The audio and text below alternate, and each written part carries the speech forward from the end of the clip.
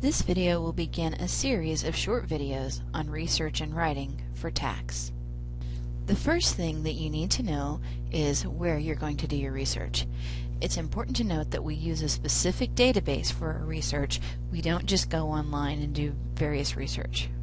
We need to look at various authoritative sources, and these can be found in a database from the Drury-Olin Library.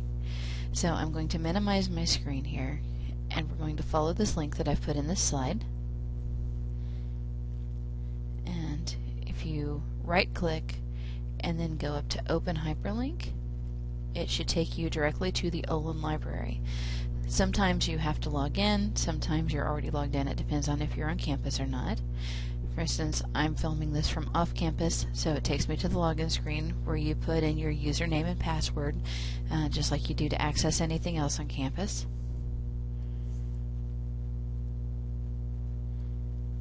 And if you're off campus, you may get the certificate. Go ahead and continue to this website.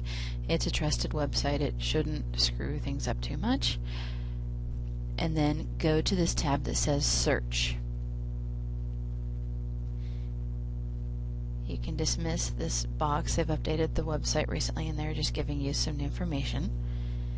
And you're going to click this box on the right hand side that says Primary Source Materials. What this will do is it will check all of the other boxes that are subordinate to it, but something you do want to uncheck is IRS publications. The reason we're unchecking that is because IRS publications are not actually an authoritative source. IRS publications are commentary on law, but they are not actually authoritative sources in and of themselves and carry no weight. Sometimes they omit important things, and sometimes they've even been known to make incorrect statements. Okay, so now we'll go back to our slides. This walks you through, if you're just reading, how to follow the steps. So now that we know where to research, we're going to figure out how to research. Let's take a look at a problem. We have an example here, and this is the example of Frank. So the problem that he has posed to you is that during the year he lived with and supported a 20-year-old woman who was not his wife. He resides in a state that makes it a misdemeanor for a man and a woman who are not married to live together. The question is, may Frank claim his friend as a dependent, assuming that he satisfies the normal tax rules for the deduction? And if not, should Frank possibly consider moving to another state? Well, first of all, I know that it seems strange for a state to have these kind of laws on the books, but there are laws on the books that are not used all the time. But as long as the law is on the book, whether or not it's enforced, it's valid and it can conflict with the tax code. So before we actually go and use the search engine, let's talk about what kind of terms we would want to use to search with. We have some proposed terms that are going to come up in here, and we're going to look at these. Support. Well, the problem did tell us that Frank supports the 20-year-old, so that would be a good suggestion to put into the search box. Frank, his name. Probably not a good idea. The software should come up with results which contain all of the words or terms that you have entered into your search box. Frank will significantly narrow your results, and you may not be looking for a result for someone named Frank, so you want to leave specific names out of it. The phrase, not married. That would be helpful because that defines the relationship better than anything. When you go back and reread the problem, you'll see that you don't know what Frank's relationship is to the 20-year-old. You don't know if it is someone that's a friend of the family that's almost like a daughter to him. You don't know if it's a girlfriend. So this person is simply not married to Frank. Also, I want to emphasize the usefulness of searching for phrases. If you have a phrase that you are looking for, such as not married, try it with the quotation marks around it. By putting it in quotation marks, the search engine is going to search for this phrase, those two words together. If you enter the words in with the quotations not around them, it will search for results that have not and married containing them, but not necessarily together. And so that significantly broadens the amount of search results that you get. Try putting phrases in quotes and you'll find that it narrows down your results significantly. Next, shacking up. Well, this one's a problem for two reasons. Number one, we don't know that they are shacking up. We don't know that they're dating. And number two, it's slang. Most authoritative bodies, when issuing written opinions, do not include slang. So shacking up would probably not be a good term to use here. Misdemeanor. That would be a good one because the state he lives in specifically makes it a misdemeanor for a man and woman who are not married to live together. Violation of local law. Again, another good phrase, because you're looking for people who are in a similar situation, and violation of local law would be a good phrase to try. Now, if for some reason this narrows your results down to 0, you may want to take the quotes off, but it never hurts to start narrow and then get broader as you go. 20-year-old. Probably not a good phrase because it's too specific.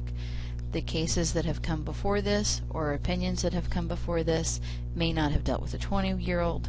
Maybe they dealt with a 30-year-old, maybe they dealt with a 21-year-old, but in any case, they may not be specific to 20-year-olds. Live together.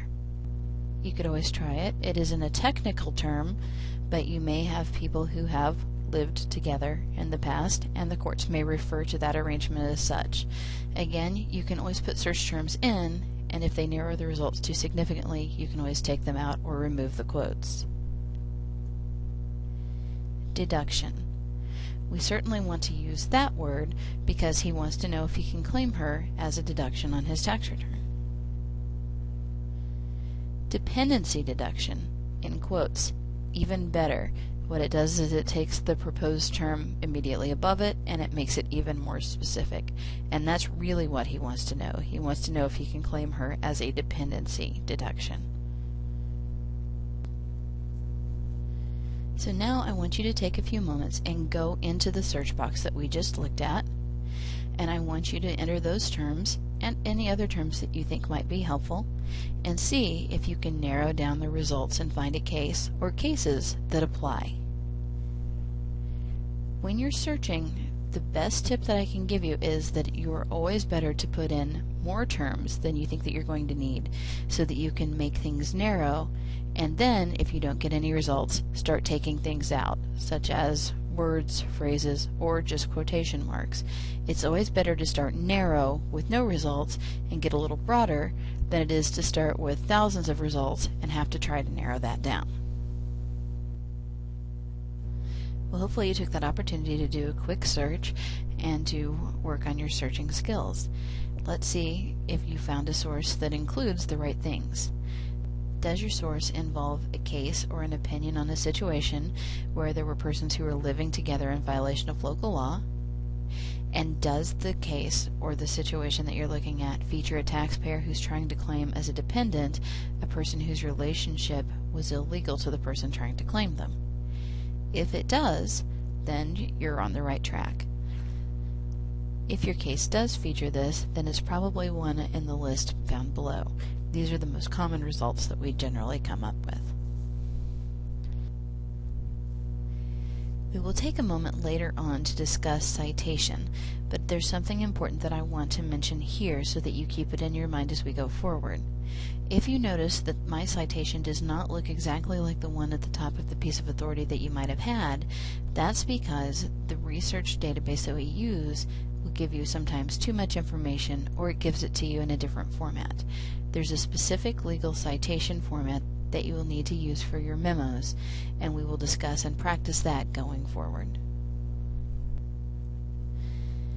This concludes the research video.